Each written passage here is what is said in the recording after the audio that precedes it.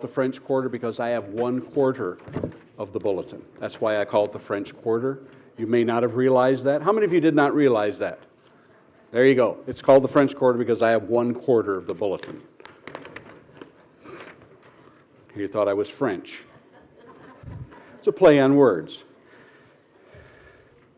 Also, we have on page 3, 1, 2, 3, yes, all the information about who's who, what's what, who the elders and deacons are.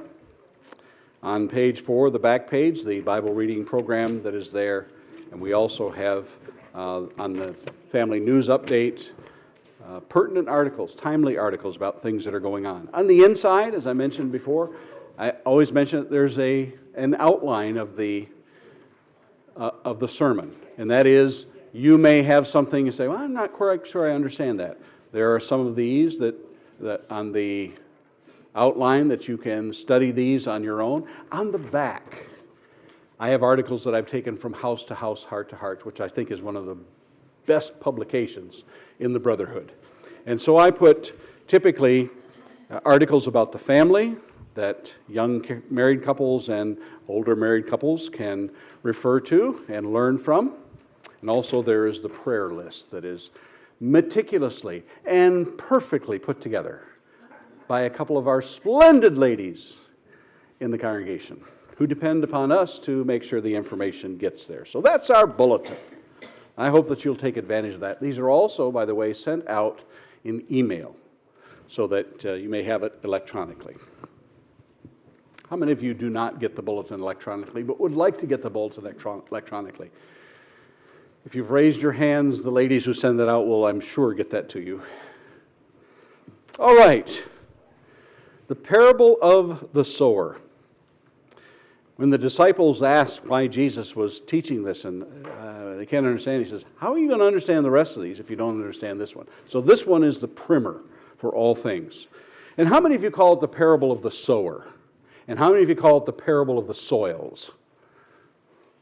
Usually if I talk about it, I like to include both of them because somebody says, it's really not the parable of the sower, it's the parable of the soils or the parable of the seed.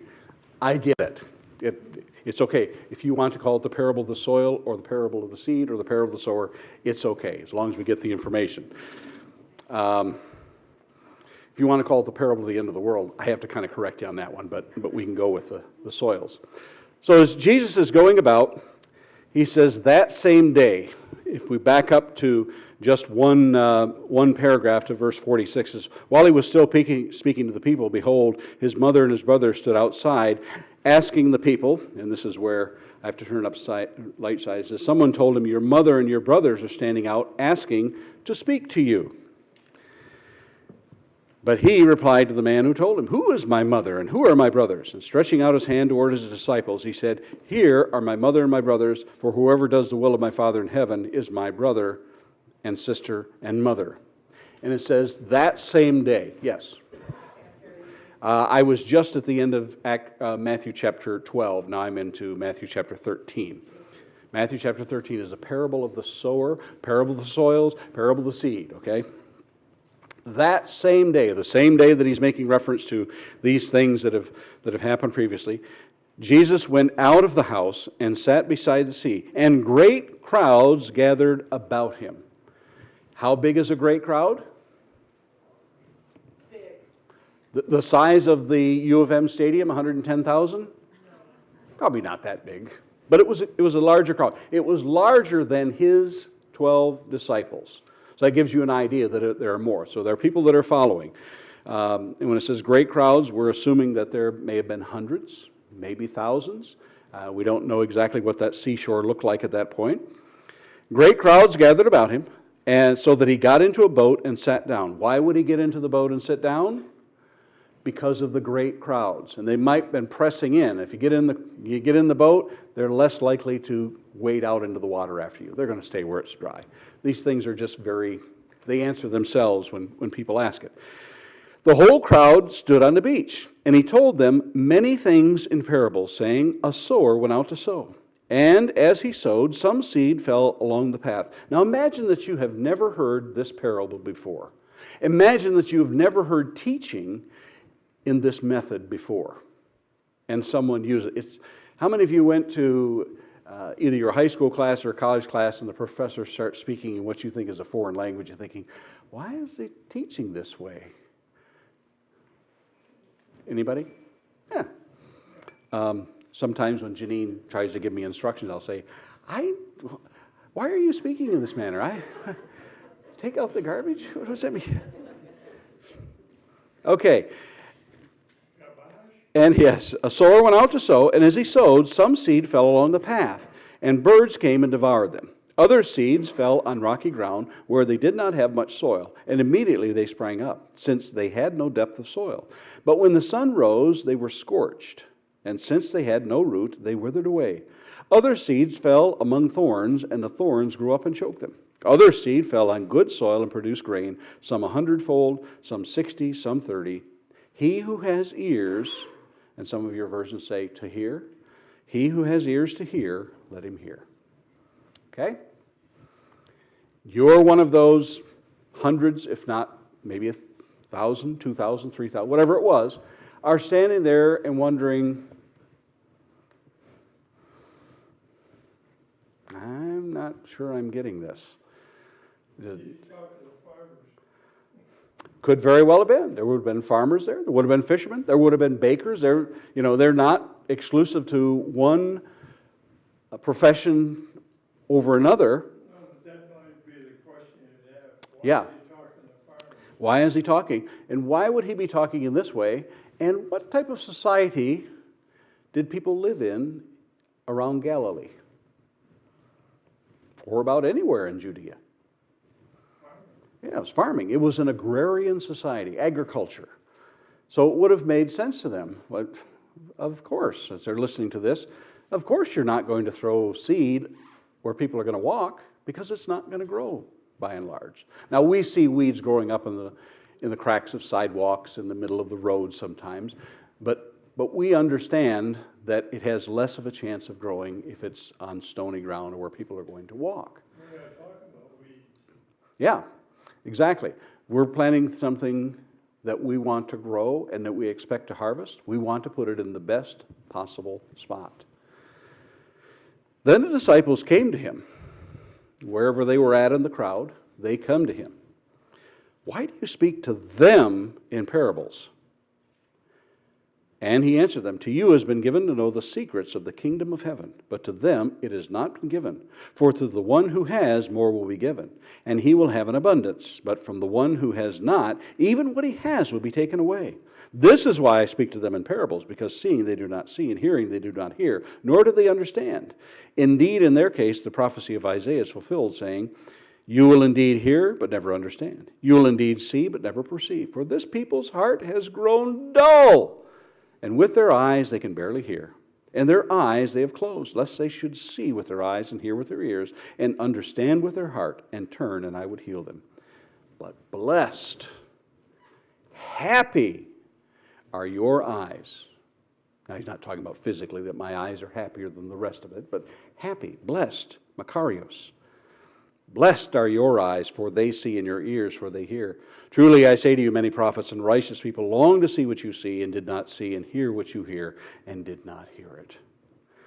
And if I asked Mike George what that means when he says, for to the one who has, more will be given, and the one he will have abundance. From the one who has not, even what he has will be taken away. And Mike, that's called the Matthew effect. It's called the Matthew effect. Somebody came up with that. That's what it's called. Even what you have will be taken away. For the one who has, more will be given. What does it mean by, for the one who has, more will be given? Well, we come back to the sermon when that guy stood up there. You remember that guy that stood up there? You may have been shivering because it was too cold in here. How many of you think it's still too cold in here? You're good? Still too cold? Okay. We get a lot of hot air here. We have a lot of hot air. Suddenly, as soon as I got up there and started talking, man, the hot air just kept flying out.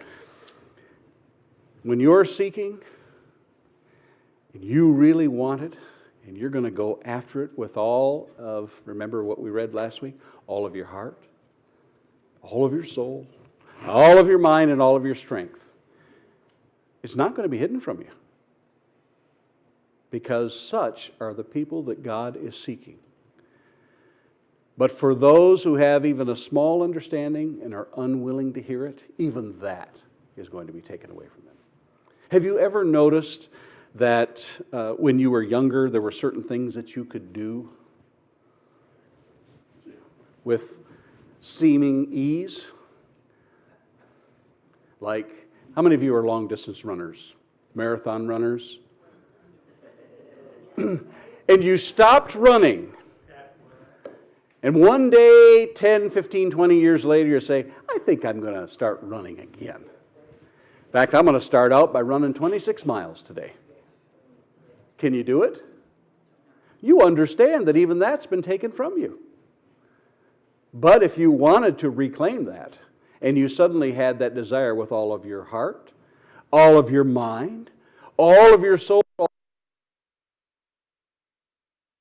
it might be hard to pick back up, but you might be able to gain at least a modicum. Modicum is Greek for not very big, but kind of small. You might be able to gain some of that back. When you stop searching, even what you have will be taken from you. And so we understand those things. Put your arm in a cast for 6 weeks, 2 months. You try to move it, it's taken away from you. But you can gain it back. Hear then. Hear then. You see in the disciples questioning, why do you speak to them in parables? But Jesus says to you it's been given to understand this. He says, hear then. What does he mean when he says, hear then? You have a desire to hear? Then listen. I'm going to explain this to you. We knew that when our parents said that. And they said, listen. We said, yes, mother. Didn't we? This blank stare on people. What are you speaking of? Hear then the parable of the sower. When anyone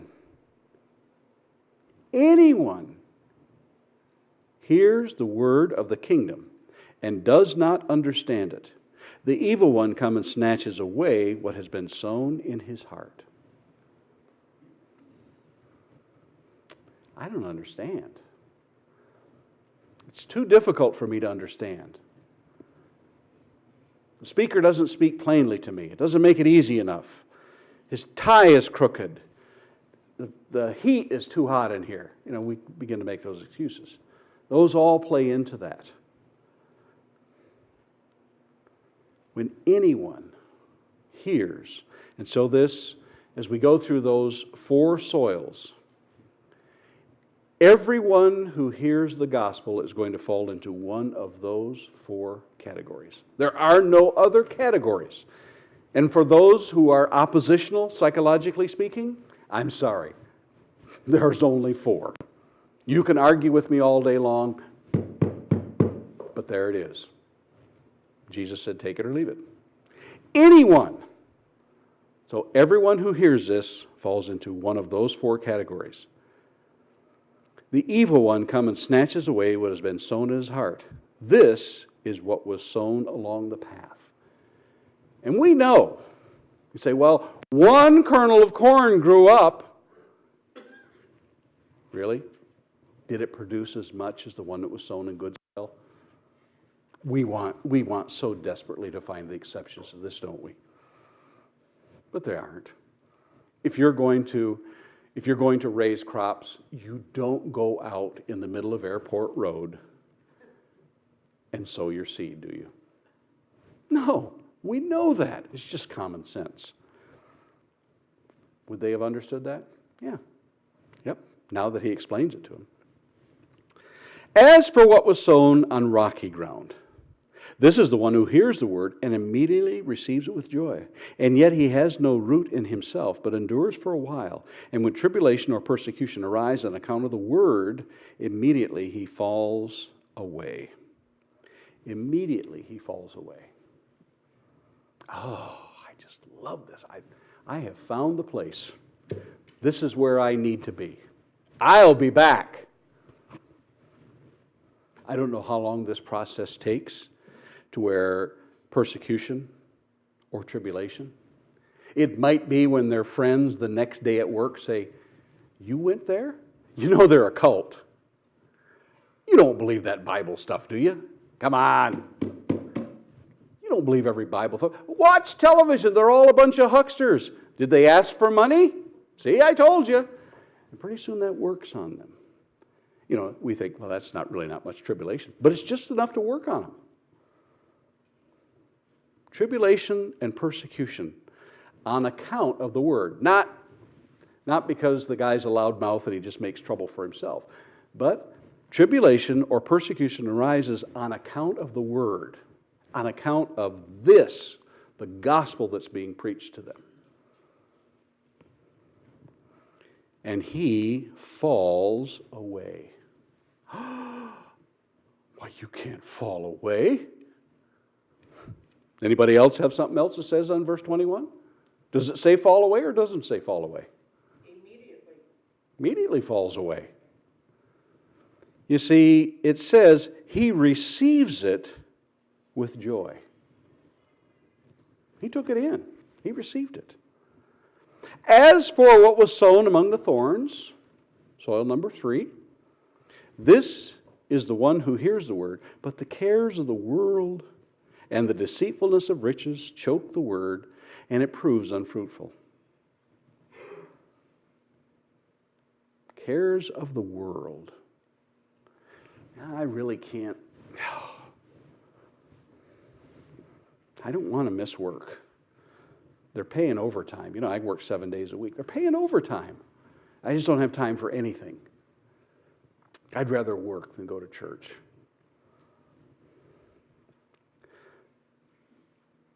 I like to golf on Sundays. They have a special on golf. I can get half off if I golf. You know, the fish are running. You know, they're having a Hall of Fame ceremony in baseball on Sunday, and I don't want to miss it. Lakes are always calmer on Sunday. I saw a guy driving a boat. He was going to the beach. I thought, that's pretty good. I think I want to go to the beach. It's just one thing after another. The cares, but not just the cares, and the deceitfulness of riches. The lifestyle of get as opposed to the lifestyle of give. Get. The deceitfulness of riches. We're all smart up. They're talking about other people, aren't they? Yeah. No one here would fall for the deceitfulness of riches. No.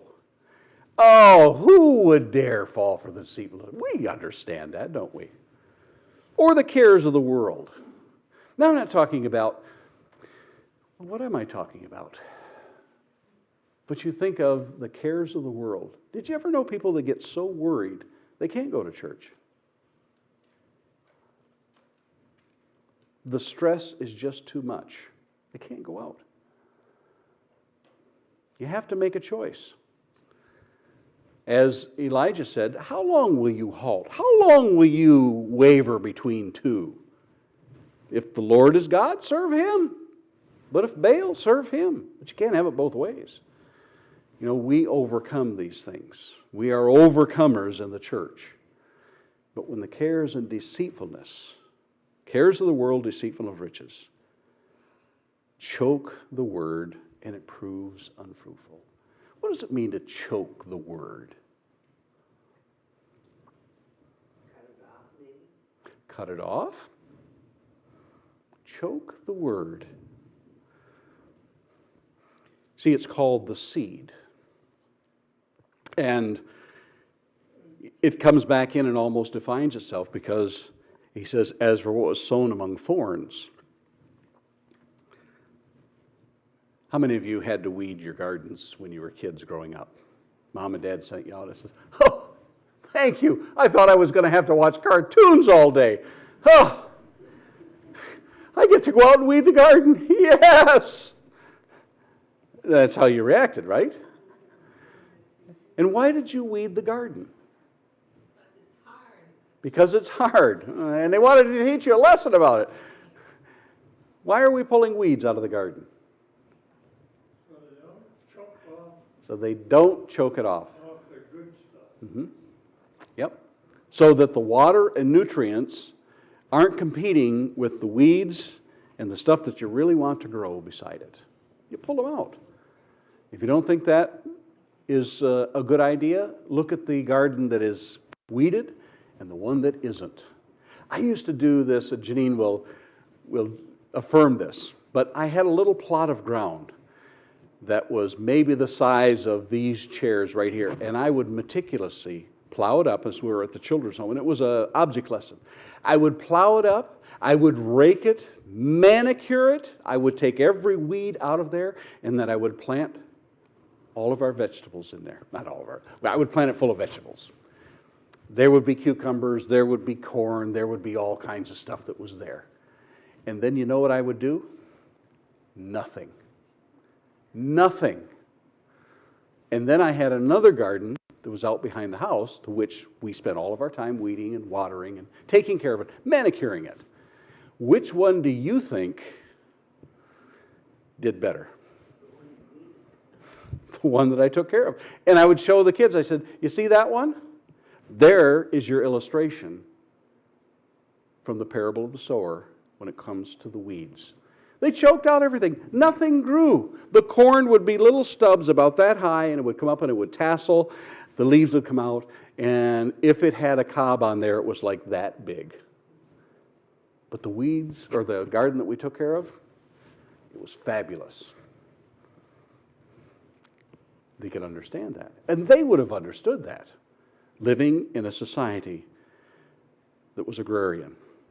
As for what was sown on good soil, this is the one who hears the word and understands it. He indeed bears fruit and yields, in one case 100-fold, in another 60, and in another 30. He teaches, and he's talking about the seed that's sown as far as the gospel. Now, other things, you think, I'm going to teach the book of Revelation in an hour, and you'll understand it completely. He's not talking about that, okay? He's talking about the gospel and the seed of the Word of God, although it could be applicable to other parts. And there will be people that says, I don't understand that. You'll be like the Berean and said, he gave me an outline. If I don't understand it, I'm going to research it and I'm going to study it until I do understand it.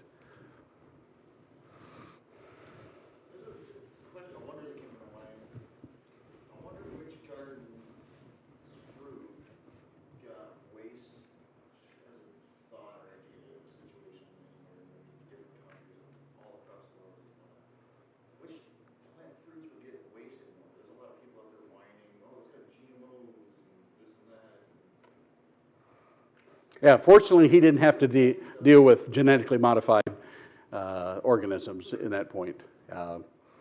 But it was such a broad term of teaching here that whoever was listening, even if they were fishermen, because they lived in a society where they were close, they would have understood this completely.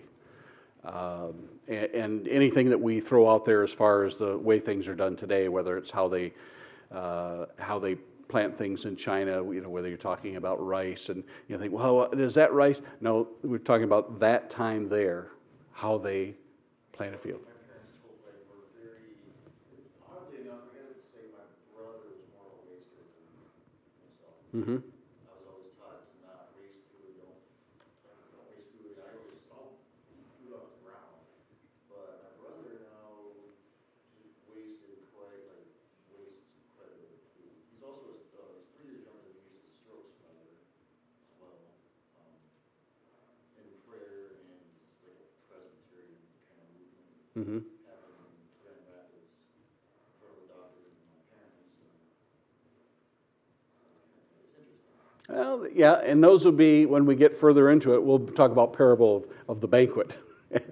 But this is the planning. This is ahead of all of that as they're talking. But it's a good thought. And we'll get to the part about people who are wasteful in that. But even some of that might be considered in this. But it's really talking about the growing process. And remember, as I told the parable about the sower sows the seed, and he goes to sleep, and he comes up the next day, and it comes up, wakes up the next day, and the stuff is sprouted. I'm always amazed that if you plant 100 acres of corn, that half of the field will come up in June and the other half will come up in September. Have you found that to be true? No, it all sprouts. If it's dry, if it's wet, the whole field, just like that. One morning you'll go out there and you'll say, it's got a green tint to that out there. The seed just knows how to come up. I don't know how they all communicate together and grow up together. They just do. This is usually for hydroponic growing, but when it comes to cannabis marijuana, there's a seed group, I guess, or type that is called the autoflower, and those can sprout every 8 weeks. But then marijuana, like a regular cannabis marijuana, where it can be planted in April and won't be harvested until October as well. Mm-hmm. There's certain makes, I guess, or whatnot. And then as a thought too, if you're growing with other plants next to you that grow with the weeds or whatnot, if the winds come, those weeds might just help a little bit. I grew up down south, I have 2 Well, and that's just enough to make us stray from what's being talked about. Don't let that stray your mind. Stick right with what the Word is saying. Don't become engrossed with, well, what if? Because the what ifs will kill us. There's 4 types of soil here, aren't they? Yep. Could be. Could be. I don't know, every time this parable is taught, it resonates with me because after I became a Christian almost 45 years ago, the guys who approached me said, we almost didn't come and talk to you and invite you to have Bible study with us because we thought you were good soil. And so when I thought about that, the question about is about the sower, is it about the soils? It is about the soils, but it helps us understand why people turn away and how do we, avoid, as receivers of the word, how can we avoid those distractions to get us out? It does say a little bit about the sower too. The sower just sows. The seed was paid for, and he's not responsible. And I think the fallacy of my friends, my Christian brothers who said, we didn't know whether you were good soil or not. I think it does speak to that person because I think it tells them, they were looking at it like, this seed that I have is so precious, I have to be careful about where I plant it. No, the sower just sowed seed and wasn't told, make sure it doesn't fall where, it's not going to take. I'm going to plant this seed in the good soil. No. The message for the sower is, it's been bought and paid for, it's free, there's more where that came from, and you keep pulling from the basket and spreading the seed, it just keeps replenishing. Don't worry about, who am I going to share this with? Because I don't think you're going to accept it. Mm-hmm. Pardon me? There's people that believe that water shortage is possible. Don't chase the rabbit. Stay right with it. We can get caught up in the what ifs and we can start chasing rabbits, but that is where Satan snatches it right out of our heart because we say, well, I can't, it's too much in there. It's so simple. It's so simple. And as a sower goes about, some of that seed is going to fall on the pathway. It's just broadcast. It's just broadcast. Yeah. But he's not sowing everything on the path. No. And he's not saying, oh, those thorns don't look like they're going to hurt any. He knows where he's going to soil. It's the soil preparation, remember. I want to say oddly enough, I pulled I believe it was a willow tree out between boat landing and the sidewalk. There was nothing but concrete. I pulled it out and I tried it all the time. Okay, we're staying with the program here. Staying with the program. Don't start chasing rabbits because they'll eat your crop too. But he says that everybody falls into those 4 categories here. And he says, especially when it comes down to the good soil, He says, he indeed bears fruit and yields, in one case 100-fold, in another 60, in another 30, which means we all don't produce the same. Some are just going to catch fire to it. Others are going to catch fire, but they're not going to produce as much. And others are going to produce even just 1/3 of the 100, the 30. He says, but they are going to produce. That's the good soil. And how many of us want to be the good soil?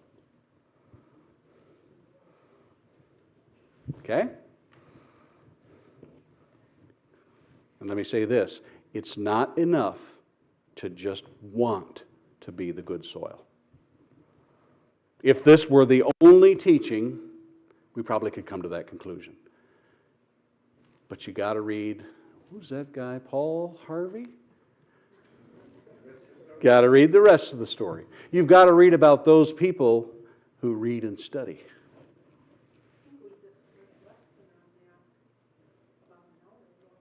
Did we? Yeah, well, we did, didn't we? It's the desire. And you see, if we stop and we say, well, I received it. I really had a great time. Boy, they were so nice. I'm coming back. And the cares of the world say, boy. And next week comes around, and you think, oh, it looks like it's kind of cloudy. I'm not going to go. And I get it. We are going to have inclement weather. I get that. But when you begin to make excuses at anything that comes along, something comes along and I got to be there, and pretty soon you'd be surprised at how many people never come back. Because what are we doing here? We're watering the seed, Mm-hmm. fertilizing the seed. Yeah. Yep. Absolutely. And that buzzer tells me, wrap it up.